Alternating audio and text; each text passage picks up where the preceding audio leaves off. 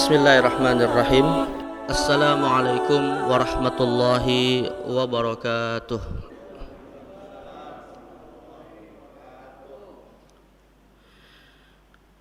Alhamdulillahi rabbil alamin. Alhamdulillahilladzi an'amana bi ni'matil imani wal islam. Alhamdulillahilladzi bi ni'matihi tatimmus shalihat wa bi fadlihi wa mannihi turfa'ud darajat. Wassalatu wassalamu ala man ba'athahu rahmatan lil alamin sayyidina wa habibina wa qurrati a'yunina wa maulana Muhammadin wa ala alihi wa sahabatihi wa man saru ala nahjih wastanna bi sunnatihi ila yaumiddin, amma ba'd. Rabbi shrah li sadri wa yassir li amri wahlul 'uqdatam min lisani yafqahu qawli. Allahumma 'allimna ma yanfa'una wanfa'na bima 'allamtana warzuqna ilman yanfa'una ya rabbal alamin.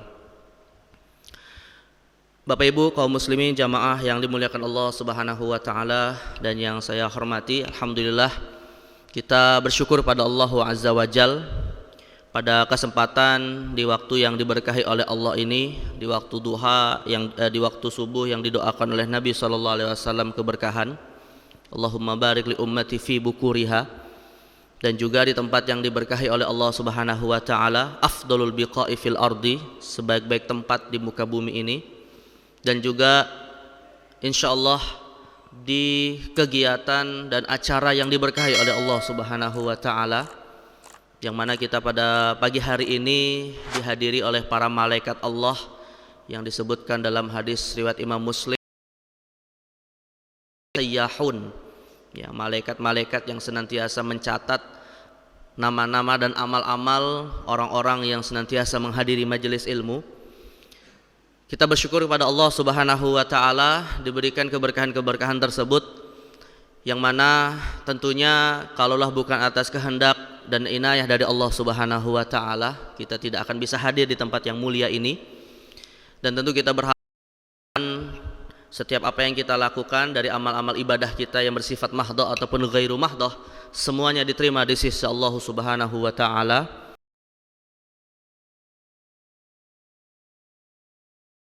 Tersebut insyaallah, ya. Dan lebih khusus lagi jamaah sekalian yang dimuliakan Allah, karena ini juga termasuk pertemuan perdana saya secara pribadi kepada jamaah sekalian. Mudah-mudahan nanti di hari akhir, di yaumil hisab, ya, kita akan bisa memberikan kesaksian yang baik, kita bisa saling memberikan syafaat sebagai sesama saudara muslim, dan tentunya itu semua sekali lagi dalam rangka untuk kita bisa mendapatkan ridho Allah dan jannahnya insyaallah. Salat beserta salam juga marilah kita sampaikan kepada Sayyidil Mursalin Nabi Muhammad sallallahu alaihi wasallam, sang Nabi yang pernah bersabda dalam suatu hadis, idza sa'altumul jannata fas'alil firdaus.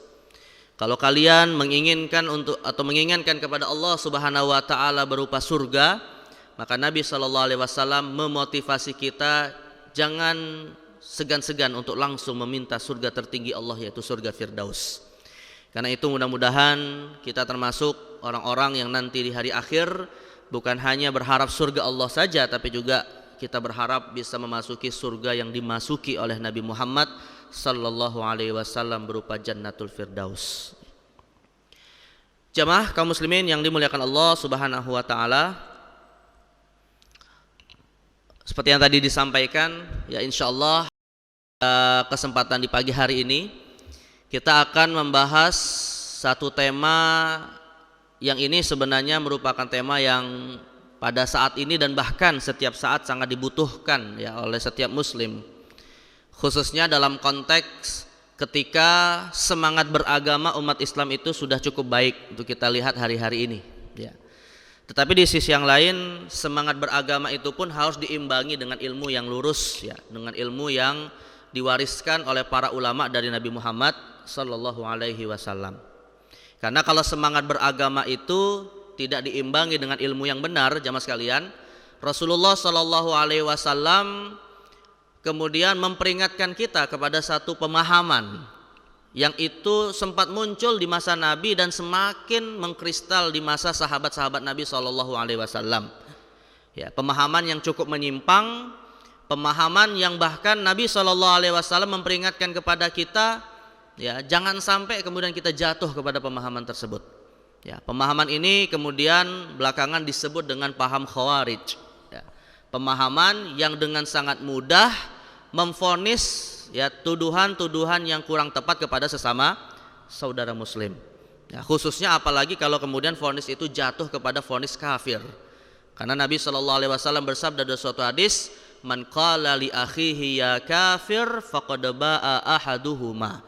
Ya, siapapun yang berkata kepada sesama saudara muslimnya wahai kafir, maka dikhawatirkan akan jatuh kepada salah satu di antara keduanya, apakah yang menuduh atau yang tertuduh, ya. Nah, karena itu jamaah sekalian ini bukan Allah, yang saya maksud dengan pemahaman yang benar di sini adalah kita, ya, perlu memahami bahwa di dalam ajaran Islam khususnya, dan ini bagian dari fitrah manusia, suatu hal yang tidak mungkin kita pungkiri bahwa banyak perbedaan terjadi di tengah umat Islam, ya. Nah, perbedaan-perbedaan tersebut atau yang disebut dalam bahasa Arab dengan istilah ikhtilaf, ini harus betul-betul kita letakkan dan kita pahami secara tepat, ya. Karena begini jamaah sekalian, kalau kita perhatikan, ya, paling tidak umat Islam itu kalau bicara dalam konteks perbedaan, khususnya secara umum perbedaan dalam masalah beragama, ya, termasuk dalam hal ini di luar Islam, kita akan bisa dapati paling tidak ada 3 arus. Ya, ada 3 arus berbeda. Yang 2 arus pertamanya adalah arus yang ekstrim, yang menyimpang, dan 1 arus yang terakhir tentunya adalah arusnya generasi yang terbaik, yaitu arusnya ummatan wasato, umat yang pertengahan. Nah, arus yang pertama, mereka menganggap bahwa tidak boleh secara mutlak umat Islam berbeda. Ya, jadi akhirnya Pak, segala sesuatu itu dipandang hanya dengan satu pendapatnya saja. Ya, pokoknya semuanya harus ikut kepada pendapat dirinya. Nah, inilah yang kemudian di suatu Rasulullah menyebutnya dengan kelompok yang akhirnya disebut dengan Khawarij, ya. Karena mereka memaksakan kehendak dan pendapatnya kepada seluruh umat Islam. Jadi semua menganggap atau mereka berpandangan umat Islam tidak boleh berbeda. Padahal jamaah sekalian, perbedaan itu sesuatu yang bahkan sudah dilegalkan sebelum Nabi Muhammad lahir. Perbedaan itu sesuatu yang bahkan juga dilegalkan oleh Rasulullah sendiri, selama perbedaan itu didasarkan kepada ilmu.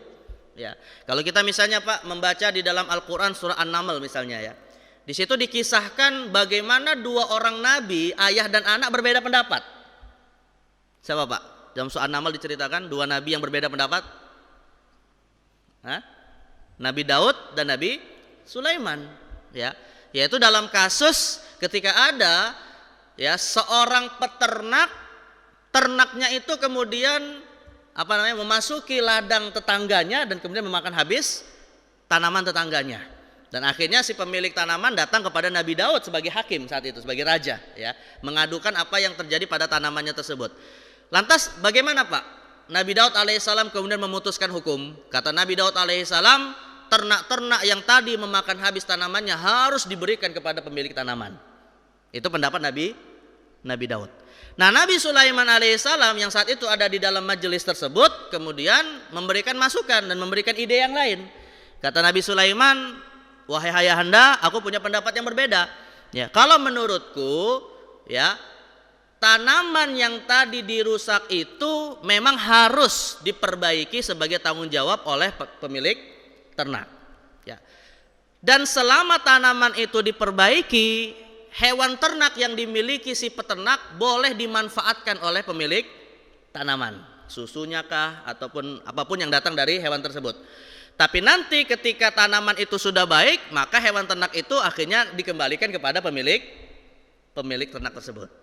Dan akhirnya Pak turun ayat Al-Quran, ya, disebutkan dalam Al-Quran, idh yahkumani fil harthi, ketika mereka berdua para nabi ini berhukum tentang masalah tanaman yang dirusak tadi. Dan akhirnya rupanya Allah Subhanahu wa taala lebih membenarkan pendapat Nabi Sulaiman. Tapi poinnya itu Pak bukan masalah benar dan salah, ya, karena saat itu wahyu masih turun. Yang menjadi poin adalah Allah kemudian memuji kedua nabi tersebut. Dan akhirnya Allah mengatakan kedua-duanya diberikan oleh Allah ilmu dan hikmah. Artinya meskipun pendapat Nabi Daud kemudian dianggap tidak tepat atau kurang tepat, bukan berarti kemudian Allah ya mencela perbuatan atau pendapat Nabi Daud alaihissalam, karena masing-masing datang dari pendapat dan ijtihad yang benar. Ya, tapi Allah memuji kedua-duanya sebagai nabi yang mulia. Karena itulah seorang tabi'in yang bernama Al-Hasanul Basri pernah mengatakan, "Kalaulah seandainya tidak ada ayat ini, maka kami para ulama pasti celaka." Kami para hakim dan para ulama pasti celaka. Kenapa pasti celaka? Karena otomatis pendapat yang benar itu sebenarnya hanya satu, tapi Allah tetap menghargai pendapat yang lain.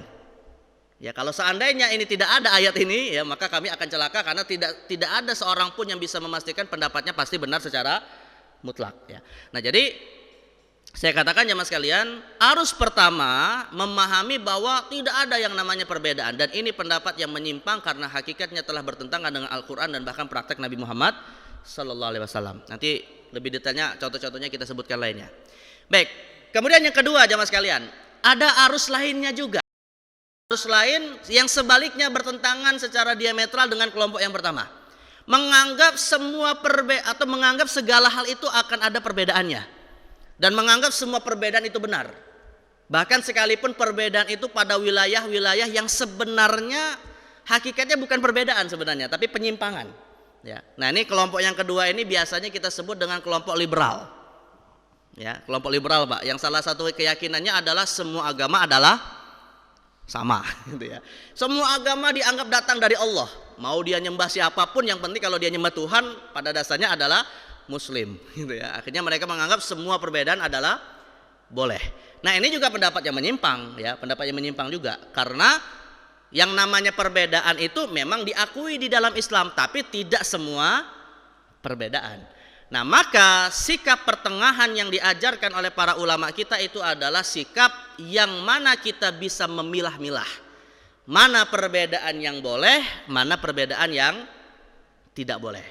Artinya jemaah sekalian, tidak semua perbedaan itu boleh dan tidak semua tidak semua perbedaan itu boleh atau tidak semua perbedaan itu tidak boleh. Tapi ada perbedaan yang dibolehkan, ada perbedaan yang tidak dibolehkan. Ini kalau istilahnya Imam Asy-Syafi'i disebut dengan al-khilafus sa'igh wal khilafu ghairus sa'igh. Ya, atau perbedaan yang boleh dan perbedaan yang tidak dibolehkan. Tapi yang jadi persoalan ya Bapak sekalian, yang menjadi persoalan itu adalah ini tantangan bagi kita. Bagaimana cara kita membedakan perbedaan itu boleh, perbedaan itu tidak boleh. Nah, ini masalahnya. Karena tidak sedikit umat Islam itu yang masih samar, ya. Nanti sikapnya kurang tepat. Pada perbedaan yang boleh kemudian bersikap keras, tapi perbedaan yang tidak boleh malah kemudian tidak tegas. Nah, ini masalah. Ini masalah. Misalnya nih, Pak. Misalnya saya kasih contoh jemaah sekalian. Kalau persoalan yang tadi misalnya saya lakukan ya, membaca kunut subuh di dalam sholat subuh, Pak. Perbedaan ini boleh atau tidak boleh? Ya boleh saja. Karena dalam sejarahnya 14 abad lamanya perbedaan itu sudah terjadi gitu ya. Tapi kalau misalnya nih Pak, kita punya tetangga ya, dia kemudian meyakini Mirza Ghulam Ahmad sebagai nabi. Nah, ini boleh nggak kita katakan nggak apa-apa kita berbeda. Jadi padahal dia ngaku muslim tapi dia meyakini ada nabi namanya Mirza Ghulam Ahmad. Ahmadiyah ya, yang sudah difatwa sesat oleh MUI. Nah, tentunya kan kita harus bedakan perbedaan antara kunut subuh dengan perbedaan tentang paham Ahmadiyah kan sama atau beda? Ya jelas beda. Ya, pertama perbedaannya masih bisa ditolerir karena wilayahnya adalah wilayah fikih, sedangkan perbedaan yang kedua wilayahnya sudah pada aspek akidah. Nah, dan kita dapati di tengah masyarakat kita itu Pak, ada yang terlalu keras pada persoalan kunut tapi lembek pada persoalan Ahmadiyah atau sebaliknya. Ya, atau sebaliknya gitu ya. Nah, jadi disinilah kita harus bisa membedakan mana perbedaan yang boleh, mana perbedaan yang tidak boleh ya. Nah, dari sini jamaah sekalian dimakan Allah, ya saya ingin menjelaskan Pak, bagaimana cara kita membedakan dan bagaimana sikap kita ya sebaiknya untuk kita lakukan ketika kita pada posisi berbeda dengan saudara kita dalam beberapa masalah furu'iyah istilahnya begitu ya. Baik, pertama jamaah sekalian yang dimuliakan Allah Subhanahu wa taala, perbedaan itu bisa kita kembalikan kepada dua sumber dulu. Ya, perbedaan ini saya bicara dalam arti umum, Pak, bukan hanya di dalam ajaran Islam tapi juga keluar ke di luar ajaran Islam juga. Perbedaan itu ada dua sumbernya. Sumber yang pertama dilihat dari aspek ajaran agamanya seperti apa. Ya, sumber pertama dilihat dari aspek ajaran agamanya. Sumber yang kedua, karena kita memahami perbedaan ini dengan kacamata syariat Islam, ya, sumber yang kedua kita lihat dari sifat dalilnya. Sifat dalil yang Allah sebutkan di dalam Al-Quran dan Sunnah. Kalau dari sisi bentuk ajarannya, maka di dalam Islam, ajaran Islam itu dibangun dalam dua ajaran pokok atau dalam dua klasifikasi ajaran. Yang pertama adalah ajaran yang bersifat usul, dan yang kedua ajaran yang bersifat furu'. Ya. Maka kita kalau belajar ilmu syariat kita, Pak, ada yang namanya usuluddin, ada yang namanya furu'uddin. Atau dalam istilah lain, kalau usuluddin itu wilayah akidah, kalau furu'uddin itu wilayah fikih. Ya.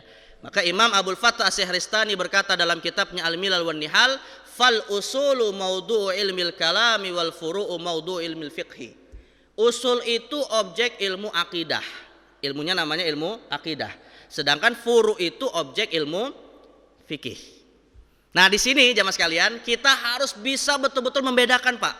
Persoalan yang diperselisihkan itu dia masuk dalam wilayah akidah atau masuk dalam wilayah fikih. Jangan sampai kita rancu. Ya, misalnya jamaah sekalian, misalnya, Pak, tawasul. Tawasul itu akidah atau fikih? Tawasul itu, Pak, akidah atau fikih? Hah? Tawasul itu kan artinya, Pak, ya, sebelum kita masukkan tawasul itu akidah atau fikih, kita harus pahami dulu tawasul itu apa gitu ya, biar nggak salah paham juga. Tawasul itu kan artinya adalah kita memohon hanya kepada Allah, tapi dengan perantara. Ya, artinya jamaah sekalian, kalau ada orang yang meminta dan berdoa bukan kepada Allah, tidak kita sebut tawasul, langsung kita vonis itu syirik. Ya, soalnya ya, Pak. Tawasul itu orang yang memohon kepada Allah tapi menggunakan perantara, ya. Dan maka kalau ada orang yang memintanya bukan kepada Allah, kita tidak sebut itu tawasul, tapi langsung kita vonis itu adalah syirik, jelas gitu ya. Nah, jadi kalau misalnya ada yang mengatakan kok tawasul itu otomatis syirik, nah ini masalah gitu ya. Karena tawasul itu semua ulama sepakat adalah permohonannya kepada Allah. Hanya saja yang nanti akan diperselisihkan oleh para ulama, perantara seperti apa yang dibolehkan. Gitu ya. Nah, itu yang diperselisihkan. Ya. Ada yang berpendapat atau mereka semuanya sepakat kalau perantaranya itu adalah amal soleh, ya boleh. Ya, kalau perantaranya itu, Pak, adalah amal soleh, ya boleh. Bahkan bisa saja tawasul itu hukumnya wajib. Kalau perantaranya amal soleh. Misalnya begini jamaah sekalian. Bapak Ibu sekalian, kalau sholat yang dituju, yang diinginkan apa? Yang diinginkan dari sholat itu, Pak, apa? Hah? Balasan Allah berupa surga kan? Balasan Allah berupa surga. Padahal, Pak, sholat itu sebagai apa? Sebagai tujuan atau sebagai perantara? Hah?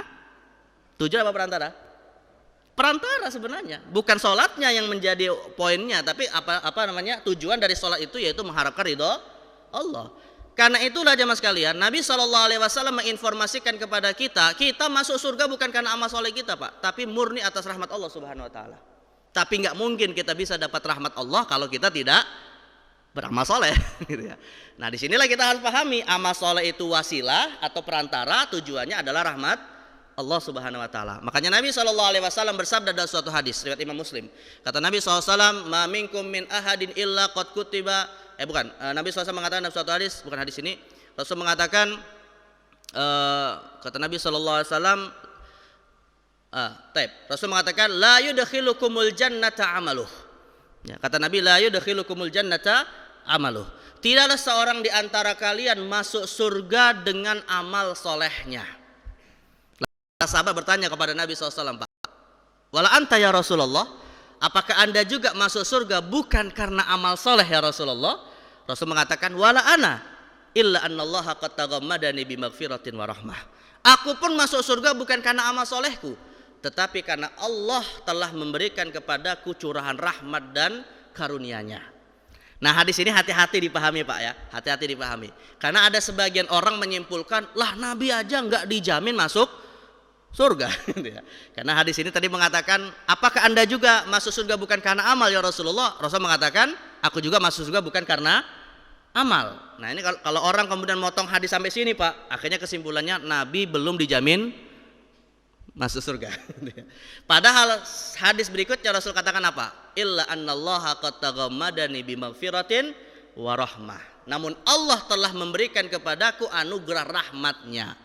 Maknanya Rasulullah dan kita yang nantinya insya Allah masuk surga itu juga murni atas dasar rahmat Allah subhanahu wa ta'ala. Tapi Pak, mustahil kita bisa dapat rahmat Allah kalau kita tidak mentaati dan menjalankan ajaran Allah gitu ya. Makanya yang namanya amal soleh itu hakikatnya adalah sarana, yang dituju adalah rahmat Allah subhanahu wa ta'ala ya. Nah, jamaah sekalian bukan Allah subhanahu wa ta'ala, kembali kepada masalah tawasul tadi Pak. Jadi tawasul itu artinya permohonan kepada Allah tapi menggunakan perantara. Nah, kalau perantaranya itu sesuatu yang diwajibkan, maka tawasulnya hukumnya wajib. Ya, kalau memohon kepada Allah surga caranya adalah diantaranya dengan sholat 5 waktu, berarti wasilah sholat 5 waktu hukumnya adalah wajib. Tapi yang diperselisihkan oleh para ulama itu Pak, biasanya adalah terkait dengan tawasul kalau menggunakan perantara kemuliaan manusia atau makhluk lainnya. Ya, apakah manusia tersebut masih hidup ataupun sudah meninggal? Nah, disitulah baru ada khilafiyah di kalangan ulama. Ya. Ada yang mengatakan hukumnya boleh saja. Maka kalau misalnya yang mengatakan boleh, biasanya ada doa yang sering dibaca, ya Rabbi bil Mustafa baligh maqasidana ya. Coba kita lihat Pak. Redaksi doa ini, ya Rabbi bil Mustafa, ya wahai Tuhanku demi al Mustafa, atau dengan perantara Nabi Muhammad Sallallahu Alaihi Wasallam. Saya tanya Pak, dari redaksi ini aja yang saya terjemahkan tadi, yang diminta siapa? Allah atau Nabi Muhammad? Nah, ya Allah, jelas kan kita membaca misalnya ya Rob, ya Robbi, ya Robbi itu artinya apa? Ya wahai Tuhanku, berarti yang diminta siapa? Allah subhanahu wa ta'ala, tapi menggunakan perantara bil Mustafa dengan Nabi Muhammad ya.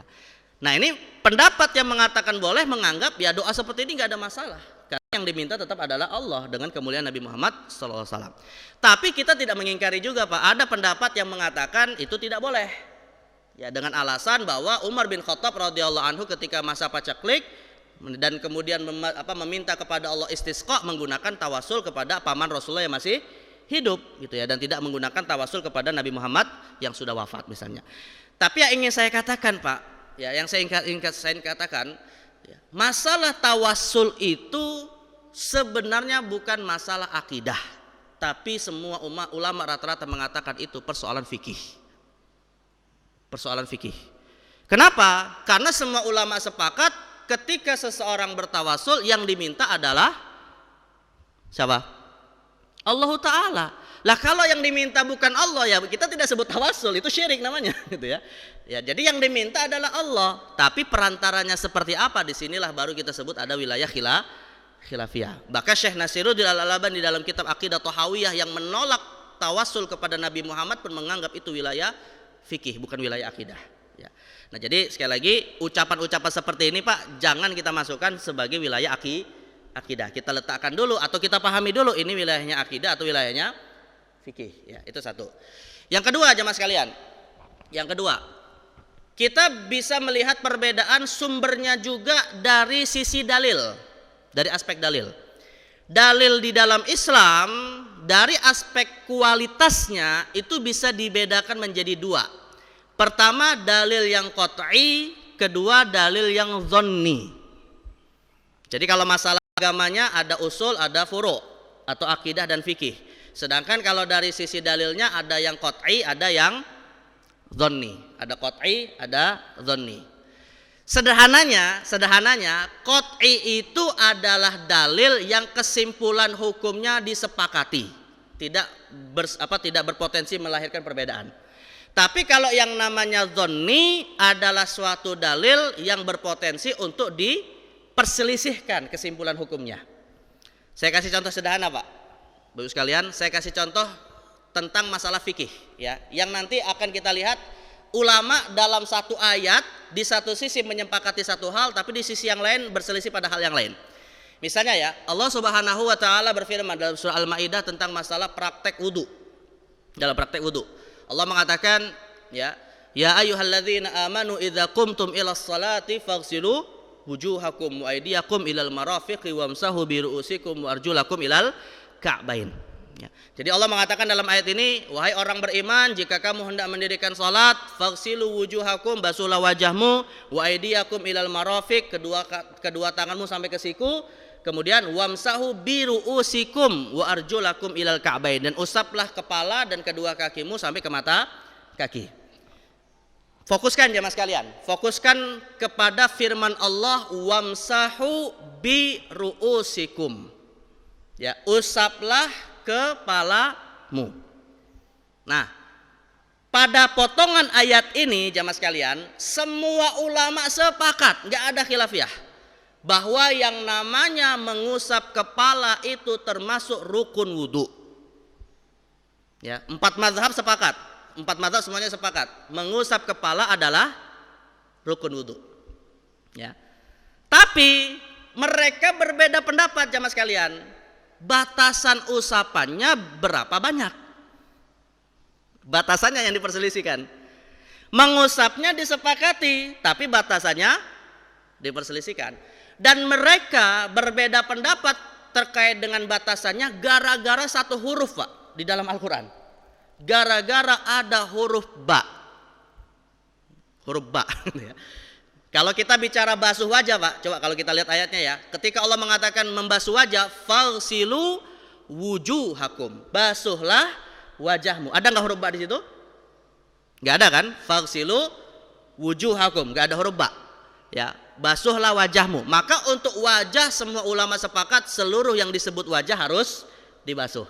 Tapi ketika bicara mengusap kepala, Allah disebutkan dalam ayat itu ada huruf ba. Wamsahu bi ru'usikum, usaplah bi kepala kalian. Nah, huruf ba ini yang kemudian menjadi sebab ulama kita beda pendapat. Gara-gara huruf ba, Pak, ulama kita beda pendapat. Ya. Pendapat yang pertama mengatakan huruf ba itu maknanya litaukid. Ba itu maknanya adalah untuk menegaskan keseluruhannya. Ya, artinya ketika Allah mengatakan wamsahu bi ru'usikum, ya, diterjemahkan dalam bahasa kita, dan usaplah seluruh kepalamu. Jadi huruf ba itu maknanya keseluruhan. Dan inilah pendapat Imam Malik bin Anas, mazhab Maliki. Ya. Pendapat yang kedua mengatakan huruf ba di sini maknanya litab'id, menunjukkan kepada makna sebagian. Dan inilah pendapat murid dari Imam Malik bin Anas, yaitu Imam Muhammad ibn Idris Asy-Syafi'i, yang nanti mazhabnya disebut mazhab Syafi'i. Jadi dalam mazhab Maliki mengusap seluruh kepala itu harus, tapi dalam mazhab Syafi'i yang menjadi rukun hanya sebagian. Gara-gara huruf apa? Huruf ba. Nah, kira-kira Pak, di dalam Al-Qur'an dari Al-Fatihah sampai An-Nas huruf ba ada berapa? Nanti hitung sendiri, Pak, ada berapa banyak pokoknya gitu ya. Nah, jadi gara-gara huruf ba, dua ulama berbeda pendapat tentang masalah batasan mengusap kepala. Nah, ketika semua ulama sepakat jamaah sekalian, mengusap kepala itu rukun wudu, ini namanya disebut qat'i. Tapi ketika ulama kita berbeda pendapat antara yang mengusap seluruhnya atau sebagian, ini kita sebut apa? Dhanni. Bisa Pak? Ya. Jadi pemahaman atas suatu ayat atau pemahaman atas suatu hadis itu ada dua kemungkinan. Bisa disepakati namanya qat'i, bisa diperselisihkan namanya dhanni. Dan itu bukan hanya 1-2 ayat, Pak, tapi banyak ayat Al-Qur'an. Ya, dan banyak hadis Nabi SAW. Ya. Contoh lain jamaah sekalian, contoh lain. Atau sebelum saya masuk contoh lain, Pak, ini dalam masalah wudu ini juga perlu saya tambahkan sedikit ya. Kalau kita lihat ayatnya tadi, Pak, Allah mengatakan wamsahu bi ru'usikum, usaplah kepalamu. Saya tanya jamaah sekalian, yang diusap kepala atau rambut? Padahal kalau kita belajar bahasa Arab, Pak, ru'us itu artinya kepala, bukan rambut. Makanya, nih yang mungkin di sini ada yang kepalanya botak, masih wajib nggak mengusap? Nah, saya tanya, Pak, makanya yang diusap kepala atau rambut? Atau ibu-ibu misalnya yang rambutnya panjang, Bu. Ibu-ibu kalau rambutnya panjang ya, kalau misalnya pas wudhu mengusap kepala, atau boleh nggak yang diusap ujung rambut? Jadi rambutnya panjang gitu ya, pas wudhu yang diusap ujung rambutnya atau usapkan kepalanya? Hah? Kepala gitu ya. Nggak sah kalau yang diusap hanya ujung rambut. Yang harus diusap adalah wilayah atau rambut yang ada di wilayah kepala. Itu lebih detail itu gitu ya.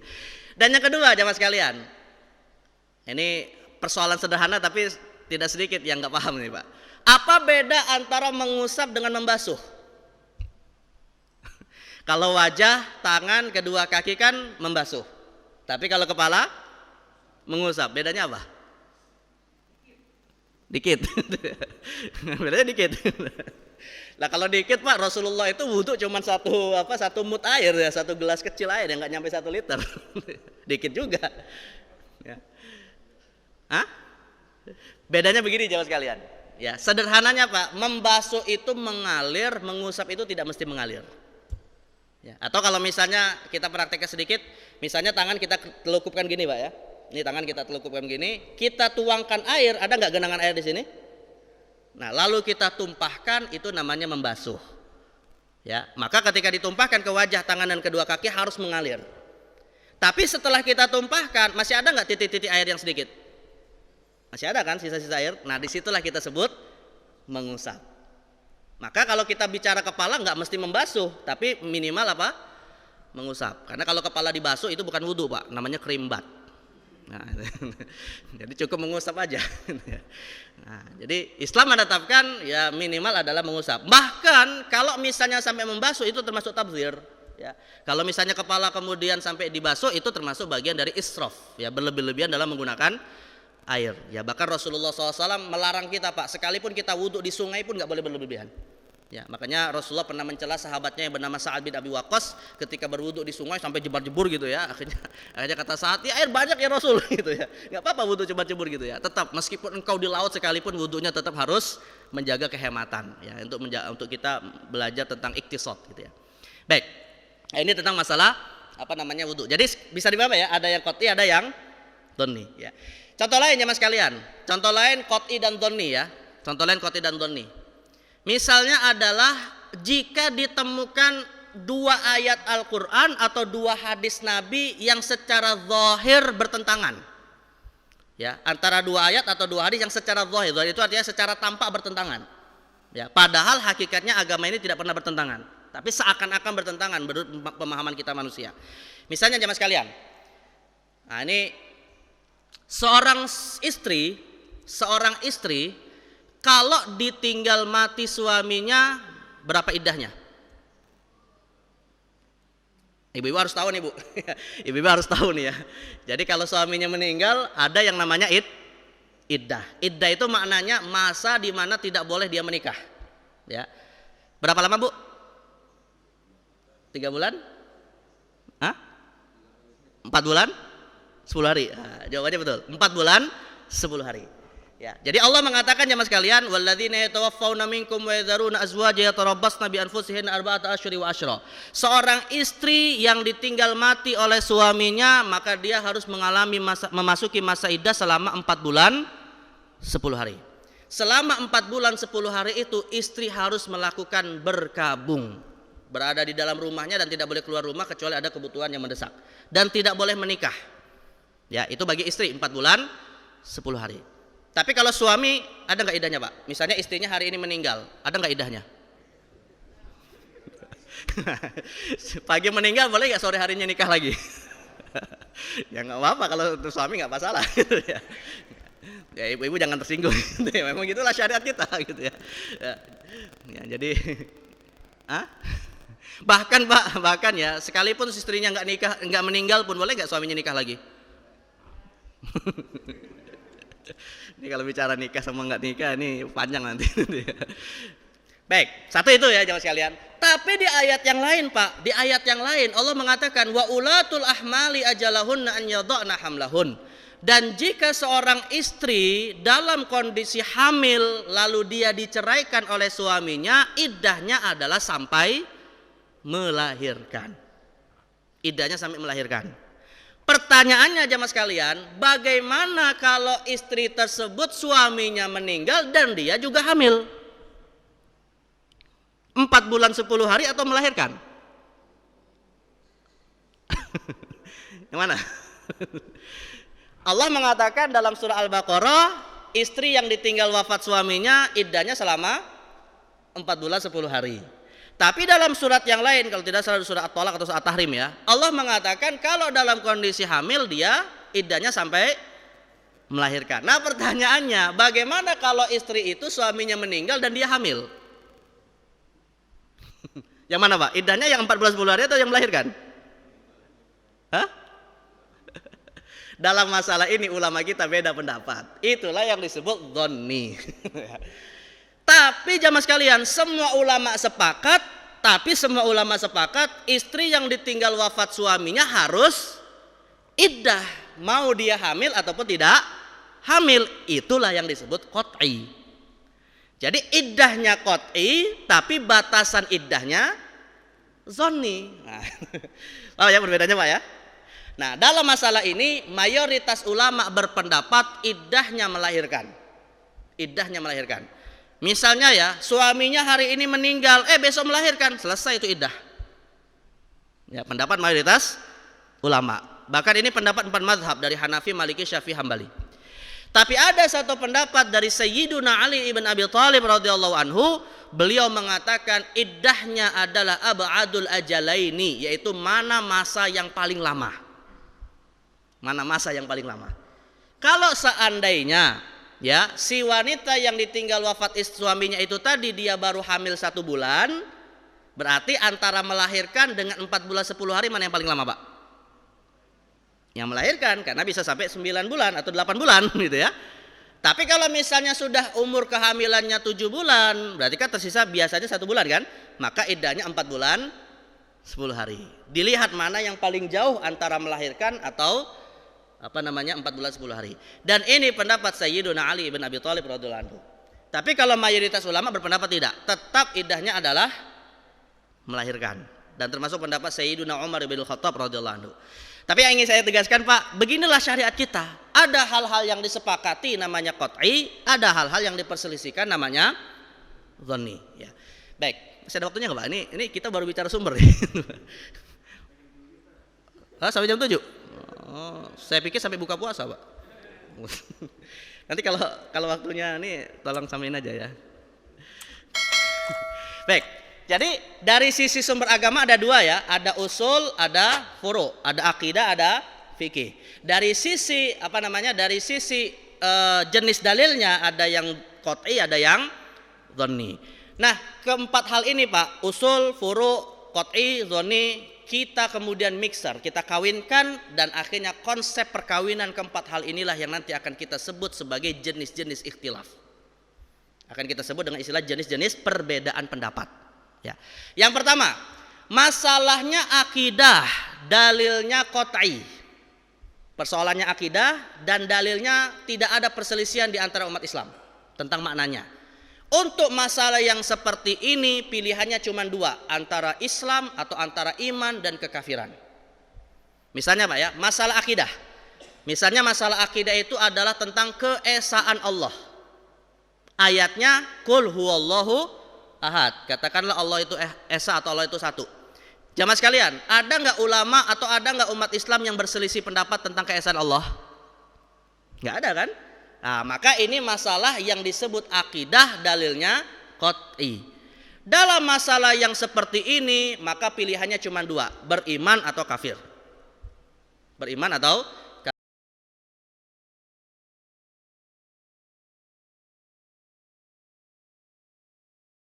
Kita sebut dengan istilah din. Maka ayat yang digunakan dalam perbedaan seperti ini adalah lakum dinukum waliyadin. Atau Allah dalam ayat yang lain Allah mengatakan innad dina indallahil Islam. Atau dalam ayat yang lain Allah mengatakan wa may yabtaghi ghairal islami dinan fala yuqbala minhu wa fil akhirati minal khasirin. Jadi perbedaan dalam masalah ini akidah dalilnya qat'i, wilayahnya bahasa kita Pak agama. Yang agama ini berarti antara mukmin dan kafir. Maka hati-hati jamaah sekalian, jangan menggunakan istilah din dalam masalah-masalah yang bukan akidah qat'i. Maulid Nabi. Boleh nggak kita katakan Pak, yaudahlah kita berbeda pendapat tentang masalah maulid, kamu maulid saya tidak, lakum dinukum waliyadin. Boleh nggak? Ya nggak boleh ya, karena lakum dinukum waliyadin itu ayat pertamanya ya ayyuhal kafirun. Nah emang kita saling mengkafirkan gara-gara masa maulid? Kan enggak. Ya silakan saja kita berbeda tentang masalah peringatan maulid Nabi, tapi jangan sampai saling mengkafirkan. Karena persoalan peringatan maulid Nabi bukan lakum dinukum waliyadin. Tapi kalau misalnya bicara dalam konteks ya Nabi akhir zaman, apakah Nabi Muhammad atau Mirza Ghulam Ahmad? Nah disinilah baru kita katakan lakum dinukum waliyadin. Atau dalam konteks ada orang yang mengesahkan Allah dan ada yang meyakini Allah punya anak, disinilah baru kita katakan lakum dinukum waliyadin. Atau ada yang meyakini bahwa malaikat adalah makhluk Allah dan ada yang meyakini malaikat adalah anak Allah, disinilah baru kita katakan lakum dinukum waliyadin. Atau ada yang mengatakan saya beriman kepada hari kebangkitan dan pembalasan, dan ada yang mengatakan saya enggak beriman kepada hal tersebut, kalau orang mati selesai urusannya, disinilah kita katakan lakum dinukum waliyadin. Nah, ini hati-hati ini Pak, ini wilayah akidah di sini pada poin yang pertama ya. Baik, kemudian yang kedua jamaah sekalian. Tapi maaf, sebelum masuk kepada yang kedua Pak, tapi dengan catatan juga jamaah sekalian, untuk wilayah yang pertama ini Pak, kita pun harus membedakan orang kafir itu menjadi beberapa jenis. Ya. Artinya kita kalau bicara wilayah akidah yang wilayahnya din, tidak boleh Pak kita ragu kepada kekafiran orang kafir. Tidak boleh kita ragu kepada kekafiran orang kafir. Artinya orang Yahudi, Nasrani, Hindu, Buddha itu harus kita yakini dengan hati kita Pak, mereka kafir. Yang meragukan kekafiran orang Nasrani bisa saja jatuh kepada kekafiran. Yang meragukan kekafiran orang Yahudi bisa jatuh kepada kekafiran. Yang meragukan kekafiran di luar Islam bisa jatuh kepada kekafiran. Ya, wajib beriman kepada apa yang diinformasikan di dalam Al-Quran, bahwa di antara yang kafir adalah orang Yahudi dan Nasrani. Innal ladzina kafaru min ahlil kitab, kata Al-Quran. Sesungguhnya di antara orang kafir itu ada yang namanya ahlil kitab. Tapi dengan catatan Pak, yang namanya istilah kafir ini pun itu wilayahnya hanya di hati kita saja dan keyakinan kita. Kalau kita bicara dalam konteks bermasyarakat, ya maknanya Pak, ini kan kemarin sempat berdebat ya, sempat perdebatan. Boleh nggak sih kita nyebutin kata kafir gitu di depan orang kafir gitu Pak ya? Boleh nggak gitu? Atau kita sebut non Muslim aja? Pertanyaan begini Pak, antara kafir sama non Muslim sama atau beda sih? Ya sama aja, itu cuma penggunaan istilah aja gitu ya. Tapi memang jamaah sekalian, kita pun tidak boleh menyebut dengan sembarangan istilah kafir di hadapan saudara kafir kita. Itu keyakinan kita saja, kecuali dalam konteks kita memang berperang. Ya misalnya kalau Pak, Bapak punya tetangganya kebetulan orang kafir, lagi nyuci mobil atau nyuci motor gitu ya. Boleh nggak kita panggil Pak, "Pir, kafir, sini kafir" gitu. Boleh nggak? Ya nggak boleh gitu ya, nggak boleh ya, kita panggil dengan nama yang terbaik ya, karena itu bagian dari kita bermuamalah. Dan inilah yang dicontohkan oleh Rasulullah Pak, inilah yang dicontohkan oleh Rasulullah. Rasulullah SAW itu ketika mendakwahi Raja Romawi namanya Heraklius, apa kata Nabi SAW dalam suratnya Pak? Rasul tidak katakan wahai kafir masuk Islam, nggak begitu. Nggak begitu.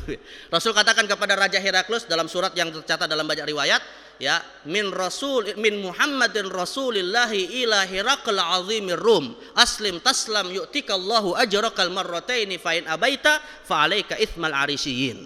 Itu isi surat Rasulullah kepada Raja Heraklius. Dari Muhammad utusan Allah kepada Heraklius penguasa Romawi.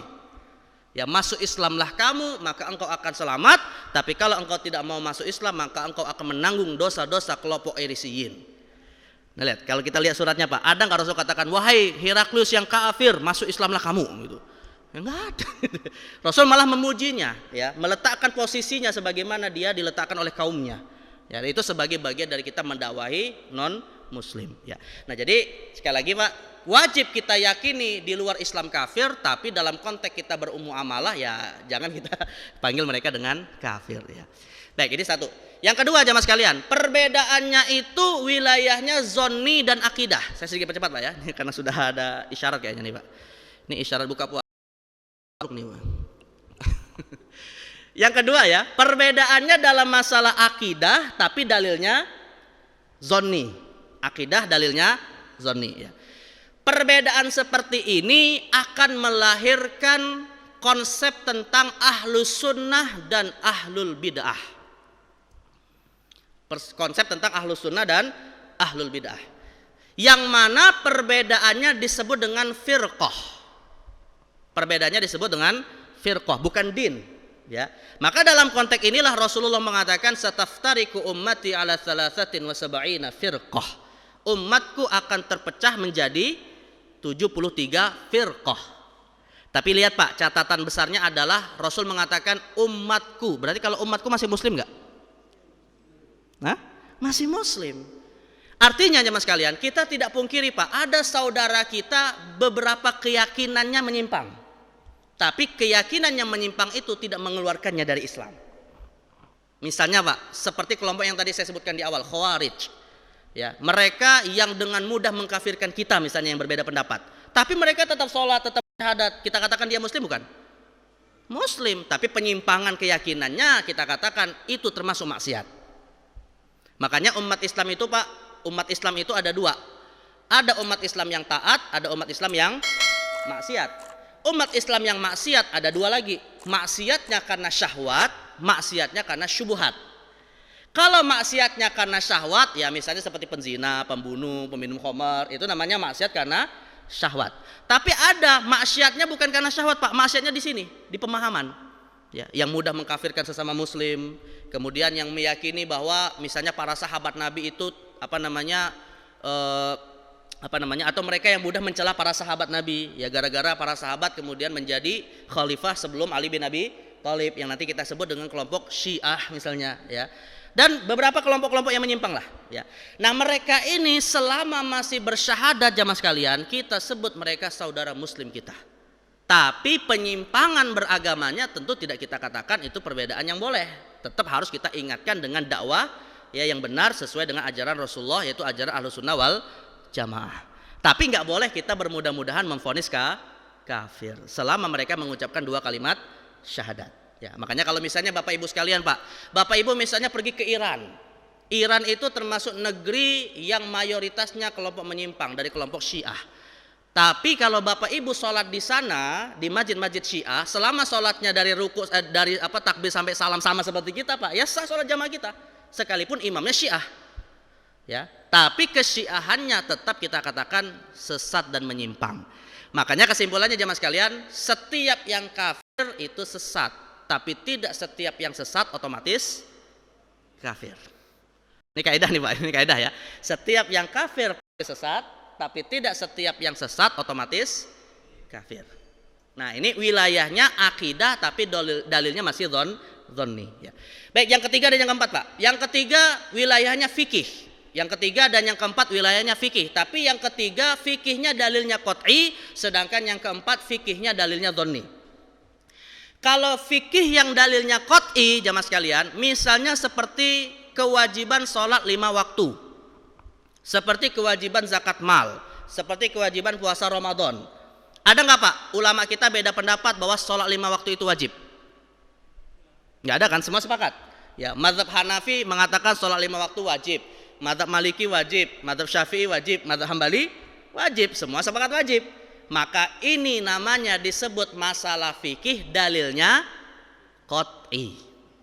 Nah, persoalan seperti ini Pak, maka konsekuensi dari perbedaan dalam masalah fikih yang dalilnya qat'i, kalau kita bicara pada pemahaman, maka para ulama membedakan menjadi dua. Yang pertama muslim, yang kedua zindiq. Yang pertama muslim, yang kedua zindiq. Maknanya muslim adalah orang yang meyakini sholat 5 waktu wajib. Tapi kalau ada yang ngaku muslim tapi dia meyakini sholat 5 waktu tidak wajib, namanya zindiq.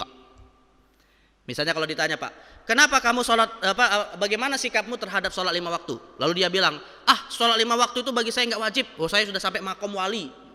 Misalnya gitu Pak. Maka orang yang seperti ini kita katakan zindiq. Zindiq itu istilah lain untuk murtad. Kalau dia mengingkari kewajiban sholat 5 waktu. Tapi bedakan jemaah sekalian antara orang yang meninggalkan sholat dan masih meyakini sholat wajib dengan orang yang meninggalkan sholat karena mengingkari kewajiban sholat. Karena saya tanya Pak, banyak nggak orang yang ngaku Islam dan puasa Ramadan bahkan berangkat haji tapi sholatnya bolong-bolong? banyak ya. Nah, orang yang seperti ini kafir nggak? Atau zindik tidak? Ya tidak. Kita sebut ahli maksiat. Ya, kita sebut ahli maksiat.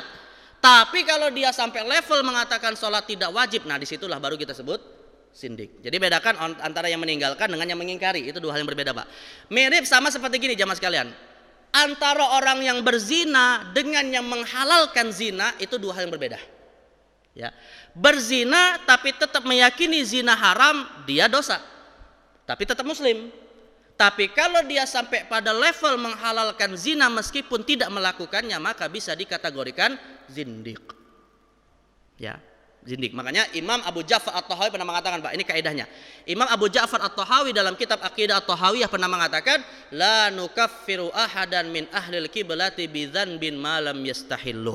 Kami ahlu sunnah wal jamaah tidak pernah mengkafirkan setiap muslim yang mengucapkan dua kalimat syahadat dan menghadapkan dirinya ke kiblat, ya, atas sebab dosa yang dia lakukan, kecuali kalau dia menghalalkan dosanya. Jadi artinya, Pak, kita tidak mengkafirkan pelaku zina sampai dia menghalalkan perbuatan zina itu sendiri. Ya, kalau dia mengatakan zina halal, baru kita katakan zindik. Tapi kalau dia masih meyakini zina haram, walaupun dia melakukannya, Pak, ya, nah, maka kita katakan dia tetap muslim. Dan yang terakhir jamaah sekalian, yang terakhir adalah masalah fikih yang melahirkan perbedaan pendapat tapi dalilnya dhanni. Inilah yang sering kita sebut dengan istilah mazhab. Nah, di sini kita baru yang keempat nih, Pak, bicara tentang perbedaan yang disebut dengan mazhab. Nah, maka kalau perbedaan itu wilayahnya fikih dan para ulama berbeda pendapat, ya, atau disebut dengan dhanni, maka kita sebut sebagai mazhab. Nah, mazhab itu jamaah sekalian, bagaimana kita menyikapi perbedaannya? Menyikapinya seperti yang dikatakan oleh Imam Asy-Syafi'i rahimahullahu taala, ra'yi shawabun wa yahtamilul khata' wa ra'yu ghairi khata'un wa yahtamilus shawab. Pendapat aku benar tapi mungkin salah, pendapat orang lain salah tapi mungkin benar. Nah, persoalan-persoalan inilah, Pak, yang seringkali terjadi di tengah masyarakat muslim. Dari sejak sholat saja, Pak, kita udah beda pendapat. Misalnya melafadzkan niat itu sunnah atau tidak. Mengangkat tangan saat takbiratul ihram itu sampai telinga atau bahu. Bacaan takbiratul ihram itu, Pak, dia rukun atau syarat, itu pun diperselisihkan oleh para ulama. Ya, belum lagi nanti baca Al-Fatihah apakah diwajibkan basmalah atau tidak. Nanti ketika kita mau sujud apakah lutut dulu atau tangan dulu. Ketika kita nanti doa tahiyat, ya, jarinya digerakkan dari awal atau nanti saat membaca asyhadu alla. Ya. Lalu kemudian nanti ketika kita berdiri pada rakaat kedua dalam salat subuh ada kunut atau tidak. Kunutnya pun para ulama beda pendapat. Apakah sebelum ruku atau setelah ruku? Itu diperselisihkan, Pak. Kalau dalam mazhab Maliki kunut itu sebelum ruku. Tapi kalau dalam mazhab Syafi'i kunut itu setelah ruku. Makanya kalau Bapak Ibu sekalian pergi ke wilayah yang bermazhab Maliki seperti di Sudan, Tunis, Maroko, Pak, ini jangan terkejut. Ya, misalnya qul a'udzu birabbin nas, dan di akhirnya Allah mengatakan di akhirnya imam mengatakan minal jinnati wan nas, tiba-tiba ngangkat tangan doa kunut. Itu enggak usah terkejut karena ini mazhabnya adalah Maliki gitu. Tapi kalau mazhab Syafi'i kunutnya setelah ruku dan ketika i'tidal. Nah, jadi ini perbedaan-perbedaan yang sebenarnya wilayah khilafiyah yang harus kita toleran di dalamnya. Nah, saya tutup di sini, Pak. Ya, untuk masalah yang keempat ini, kaidah bagaimana kita bersikap itu ada dua atau ada satu, nanti kita pecah menjadi dua. Kaidahnya seperti yang dikatakan oleh Imam Jalaluddin As-Suyuti dalam kitab Al-Ashbah wan Nadhair, kata beliau, la yunkarul mukhtalafu fihi wa innama yunkarul mujma'u alaihi. Ada yang bisa ngulangin, Pak? Kayaknya udah mulai capek. La yunkarul mukhtalafu fihi wa innama yunkarul mujma' alaihi. Ini kaidahnya jamaah sekalian. Tidak boleh kita mengingkari perbedaan ulama. Tapi yang kita ingkari kalau ada yang menyelisihi kesepakatan ulama. Saya ulangi kaidahnya, Pak. Tidak boleh mengingkari perbedaan ulama, tapi yang kita ingkari kalau ada yang menyelisihi kesepakatan ulama. Semua ulama sepakat sholat itu ada ruku dan sujud, Pak. Tiba-tiba ada orang sholat nggak ruku nggak sujud. Kita ingkari nggak? Nah, ya jangan dulu, Pak. Bisa jadi dia sholat janazah. Bisa jadi sholat janazah kan nggak ada ruku dan sujud gitu. Kita tanya dulu dia ngapain gitu ya. Kalau dia sholat janazah kan bisa jadi sholat gaib kan gitu ya. Nah, tapi kalau dia bilang saya sholat zuhur tapi pokoknya nggak pakai ruku nggak pakai sujud, nah ini kita ingkari karena sudah menyelisihi kesepakatan, ya. Tapi kalau misalnya cara cara sujudnya bagaimana, mau kaki dulu atau mau tangan dulu, itu nggak ada masalah. Kita anggap itu sesuatu yang perbedaan yang boleh-boleh saja. Yang penting nggak langsung sujud dengan kepalanya, itu aja. Ya. Karena kalau langsung sujud sama kepalanya Pak, ya repot. Nah, jadi ini masalah yang tidak boleh kita ingkari. Nah, saya tutup dalam dua hal Pak ya, penjabaran dari kaidah ini. Apa yang dimaksud tidak boleh mengingkari? Yang dimaksud tidak boleh mengingkari itu jamaah sekalian, yang pertama adalah tidak boleh memvonis sesama saudara muslim sekalipun berbeda mazhab atau ormas Islam dan seterusnya dengan salah satu dari tiga vonis. Tidak boleh kita memberikan label kepada sesama saudara kita dengan salah satu dari tiga label.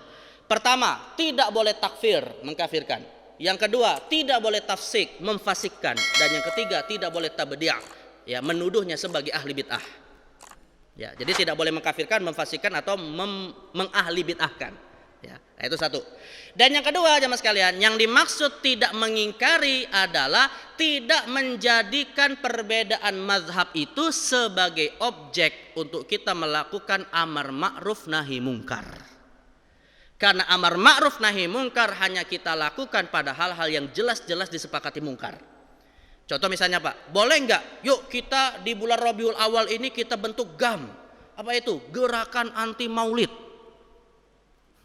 Boleh nggak Pak? Ya nggak boleh.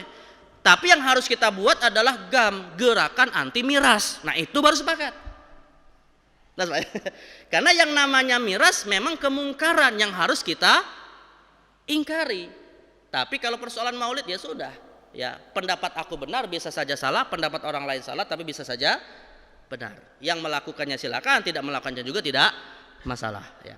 Nah, jadi beginilah cara kita bersikap. Ada dua tadi ya, tidak memvonis kafir, fasik dan bid'ah, dan yang kedua tidak menjadikannya sebagai objek amar ma'ruf nahi mungkar. Karena amar ma'ruf nahi mungkar hanya pada wilayah yang disepakati kemungkaran saja di dalam syariat kita, ya. Artinya begini misalnya, munafik itu Pak, ya. Munafik itu kalau kita bicara akidah adalah setiap orang yang di dunia tetap kita hukumi muslim. Ya, dia meninggal tetap wajib disolati, dia meninggal tetap dia mewarisi hartanya keluarga muslimnya dan seterusnya. Tetapi nanti di akhirat maka bisa dikategorikan sebagai orang kafir yang masuk neraka kekal di dalamnya. Dan tentunya Pak, kalau kita bicara dalam konteks kita, kalau urusan Allah itu urusan Allah ya, yang mengatakan kafir dan tidak itu urusan Allah nanti. Atas orang yang di dunia kita lihat muslim. Tapi bagi kita Pak, sebagai seorang muslim tidak boleh memvonis saudara muslim kita langsung dengan katakan dengan kita memvonisnya sebagai munafik. Kenapa? Karena kita nggak tahu Pak apa yang ada di dalam hatinya. Itu urusan Allah Subhanahu wa taala. Ya, dan yang namanya atau orang yang tahu munafik hatinya itu dua-duanya sudah meninggal. Cuman dua orang saja yang tahu. Allah Subhanahu wa taala menginformasikan siapa saja yang hatinya munafik itu cuma dua orang. Pertama adalah Nabi Muhammad SAW, dan yang kedua adalah sahabat Nabi yang namanya Hudzaifah Al-Yamani. Makanya Hudzaifah Al-Yamani itu gelarnya adalah sahibu sirri Rasulillah, yang menjaga rahasia Rasulullah tentang orang munafik. Makanya ya, Hudzaifah ini Pak, setiap kali bertemu dengan Umar bin Khattab, Umar itu nanya, "Ya Hudzaifah, apakah aku termasuk orang munafik?" Umar loh, bayangkan Pak, Umar mertua Rasul masih menganggap dirinya munafik karena khawatir kepada Allah Subhanahu wa taala. Lah kalau kita Pak merasa yakin ahli surga, Umar saja merasa khawatir, ya tentu kita lebih khawatir, ya. Dan setiap kali jamaah sekalian, ada orang Madinah yang kemudian meninggal, Umar bin Khattab ngelirik Hudzaifah. Kalau Hudzaifah ikut mensolati, maka Umar ikut mensolati, berarti dia muslim. Tapi kalau Hudzaifah tidak mensolati, Umar kemudian tidak mensolatinya karena dia munafik. Jadi, tapi Pak, hari ini Rasul dan Hudzaifah masih hidup atau sudah meninggal? Udah meninggal, kita nggak tahu lagi gitu ya. Nah, maka satu, kemunafikan itu bicara kekafiran dalam hati yang tidak bisa kita pastikan kecuali urusan Allah. Artinya kalau ada orang tetap bersyahadat, tetap sholat dan seterusnya Pak, ya kita nggak boleh memvonisnya dia munafik. Kecuali jamaah sekalian, kecuali kemunafikan yang ada dalam hatinya kemudian dia ucapkan atau dia lakukan. Nah, ketika orang munafik melakukan apa yang dia yakini di dalam hatinya dari kekufuran, istilahnya berubah, bukan lagi munafik tapi zindiq. Berubah menjadi zindik. Makanya Imam Malik ibn Anas seperti dikutip oleh Imam Ibnu Katsir dalam tafsirnya, kata Imam Malik bin Anas, orang-orang di masa Rasulullah yang hakikatnya munafik ketika Nabi wafat semua berubah menjadi zindik. Artinya kembali kepada kemurtadan karena menampakkan kekufurannya. Nah, jadi kita tidak boleh memvonis seseorang Pak kecuali apa yang tampak saja. Jadi kalau misalnya dia tetap sholat Pak ya, kemudian di hari yang lain dia mengatakan sholat nggak wajib, berarti dia kemunafikannya ditampakkan, berubahlah dia menjadi zindik. Tapi selama itu tidak ditampakkan, kita serahkan urusannya sama Allah SWT. Dan yang kedua Pak, terkait dengan masalah munafik ini, munafik itu pun ya dibedakan menjadi dua, ada munafik secara akidah, ada munafik secara perbuatan.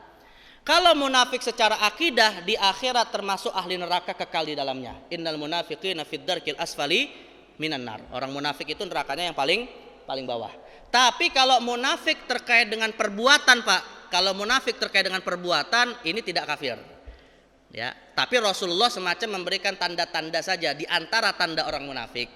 Ya, Rasul mengatakan idza haddatsa kadzaba wa idza wa'ada akhlafa wa idza wa'ada akhlafa wa idza tumina khana. Kalau dia berkata dia berdusta, kalau dia berjanji dia ingkari, kalau dia diberi amanah dia berkhianat.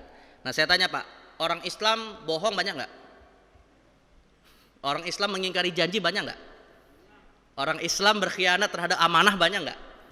Nah, kita banyak malah tegas banget Pak gitu ya. Tapi orang yang seperti ini apakah kita katakan kafir? Ya tidak, gitu ya. Karena ini munafiknya bukan akidah tapi munafik amali ya. Baik, kemudian yang terakhir jemaah sekalian, kafir, musyrik dan fasik ya.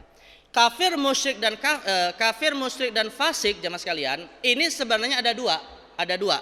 Kita bisa bagi tiga istilah ini tadi menjadi dua kelompok. Yang pertama, kafir, musyrik dan fasik yang masih Islam. Yang kedua, kafir, musyrik dan fasik yang sudah bukan Islam. Kalau fasik yang Islam ya artinya ahli maksiat. Misalnya tadi penzina, pembunuh dan seterusnya. Tapi fasik yang sudah keluar dari Islam kita sebut kafir juga. Ya, makanya di dalam Al-Qur'an Pak, iblis termasuk disebut fasik. Padahal iblis itu kafir atau muslim? Iblis muslim. Iblis kafir, dia kafir kan? Aba wastakbara wa kana minal kafirin. Ya, dia enggan untuk sujud kepada Adam dan dia angkuh maka dia termasuk orang kafir. Tapi dalam ayat lain dikatakan dia termasuk orang fasik. Artinya fasik itu ada dua, bisa fasik yang muslim, bisa fasik yang kafir. Maknanya fasik itu apa? Fasik itu artinya orang yang tidak taat. Nah, orang yang tidak taat bisa saja ketidaktaatannya itu ya mengeluarkannya dari Islam, bisa juga ketidaktaatannya masih disebut sebagai muslim. Itu fasik. Nah, sedangkan kalau kafir dan musyrik juga sama Pak. Kafir dan musyrik itu juga ada dua kemungkinan. Bisa kafir dan musyrik dia muslim, bisa juga kafir dan musyrik tapi tidak disebut sebagai muslim. Kalau musyrik yang masih disebut muslim Pak, ini namanya perbuatan syiriknya masih syirik kecil. Tapi kalau syiriknya sudah pada level syirik besar, maka dia bukan muslim. Ya, misalnya syirik kecil itu seperti apa Pak? Syirik kecil itu misalnya ya, ada orang yang berkata demi orang tuaku. Itu syirik kecil. Karena Rasul mengatakan ya man halafa bi ghairillahi faqad asyrak. Barang siapa bersumpah tidak pakai nama Allah, maka dia telah berbuat syirik. Tapi syirik seperti ini tidak mengeluarkannya dari Islam. Kita sebut syirik kecil. Tapi kalau kesyirikannya itu adalah syirik besar, seperti dia misalnya nyembah patung, ya kita katakan dia kafir. Nah, itu yang tentang masalah syirik, ada muslim, ada kafir. Yang kedua kafir sendiri Pak. Kafir itu pun ada dua. Ada kafir yang memang keluar dari Islam, kita sebut kafir hakiki. Ada juga kafir yang tidak mengeluarkannya dari Islam, kita sebut dengan istilah al-kufru dunal kufri. Kekafiran yang tidak menjadikannya kafir. Ya. Nah, ini kafir ada dua juga. Nah, ayat yang tadi disebutkan la in syakartum la azidannakum wa la in kafartum inna adzabi lasyadid. Ya, orang yang bersyukur maka Allah tambah, tapi dia kalau kufur nikmat kemudian dia diazab oleh Allah Pak. Nah, saya tanya Pak, banyak enggak orang Islam enggak berterima kasih kepada Allah dengan nikmatnya? Kafir muslim?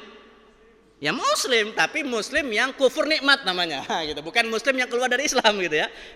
Dan ini saya kasih catatan untuk ibu-ibu. Untuk ibu-ibu ya. Ini hadisnya sahih riwayat Imam Muslim.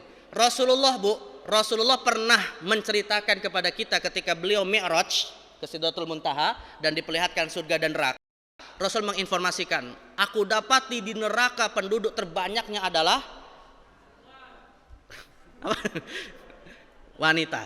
Ya, Rasul katakan penduduknya terbanyak adalah wanita. Ya, dan mereka masuk neraka karena mereka berbuat kafir. Lantas para sahabat bingung, ya Rasulullah, apakah kekafiran yang mengeluarkan?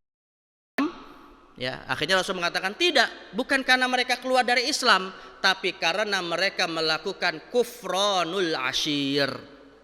Karena mereka melakukan kufranul asyir. Kufranul asyir itu artinya apa, Pak? Karena mereka tidak mudah bersyukur kepada para suami.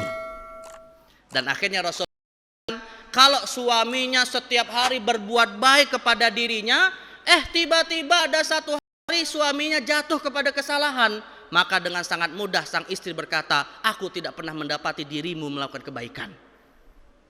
Itulah yang disebut kufranul asyir. Jadi suaminya, Pak, sudah berbuat baik setiap hari, sekali dua kali salah.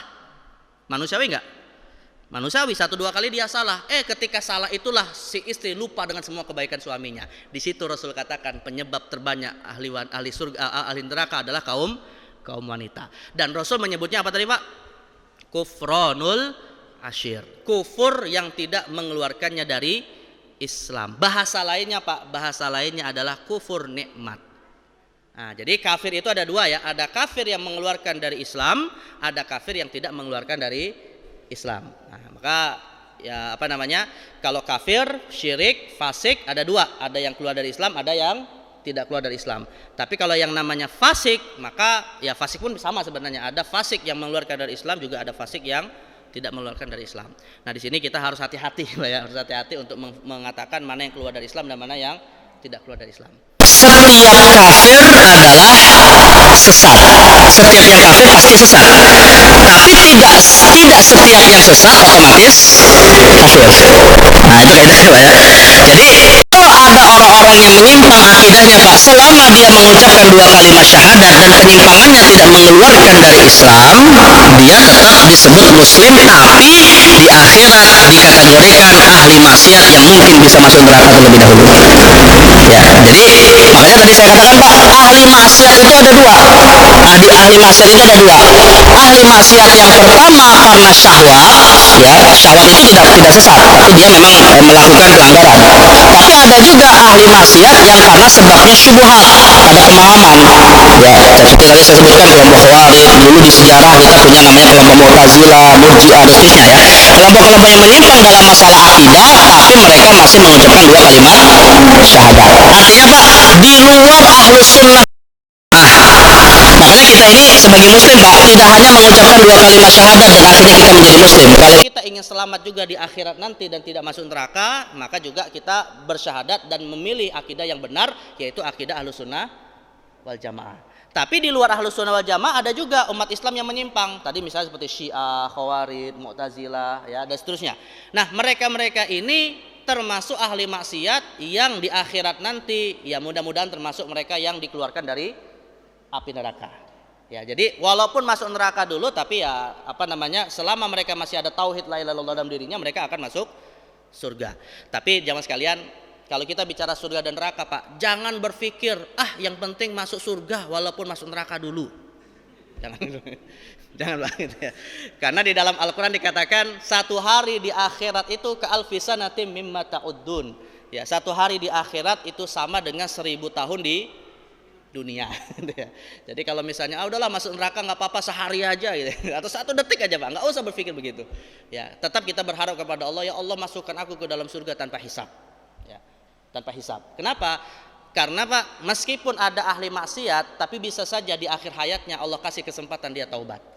Dan kalau Allah kasih kesempatan taubat, mudah-mudahan nanti di akhirat dia termasuk yang disucikan dari dosa-dosanya dengan rahmat Allah Subhanahu wa taala.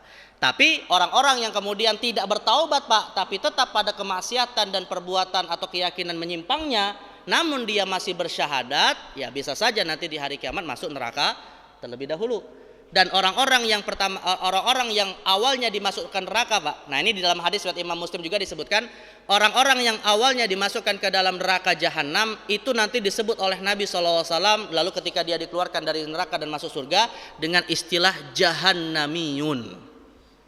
Istilahnya adalah jahannamiyun. Terjemahannya itu adalah alumni neraka jahanam.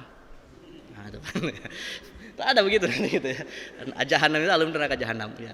Nah, tapi sekali lagi kita berharap jangan sampai di akhirat masuk neraka meskipun hanya sedetik saja.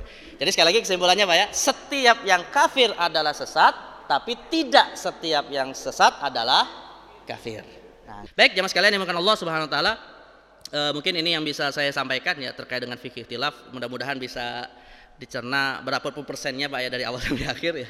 Dan mudah-mudahan sekali lagi tujuan dari kita mengkaji fikih ikhtilaf ini sekali lagi agar kita bisa bersikap proporsional ya, agar kita bisa bersikap adil untuk bisa meletakkan suatu perbedaan sesuai dengan kadarnya masing-masing. Kenapa sikap adil itu penting Pak? Karena kita umat Islam ini sudah diberi label oleh Allah sebagai umat yang adil.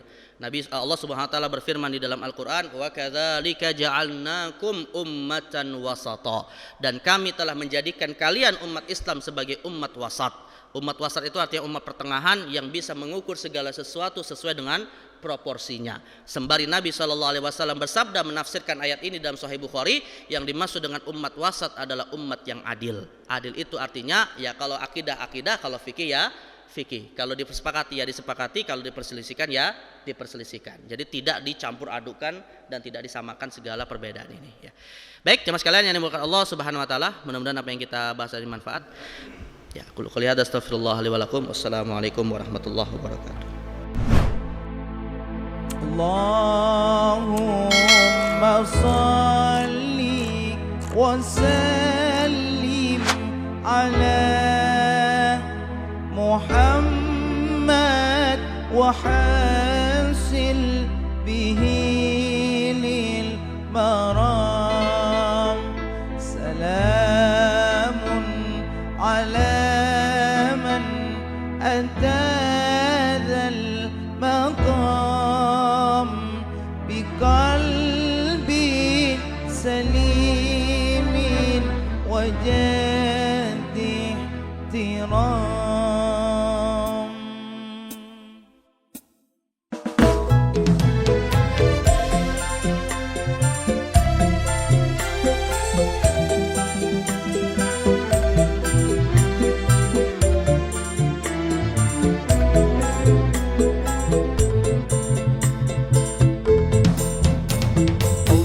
Allahumma salli wa sallim ala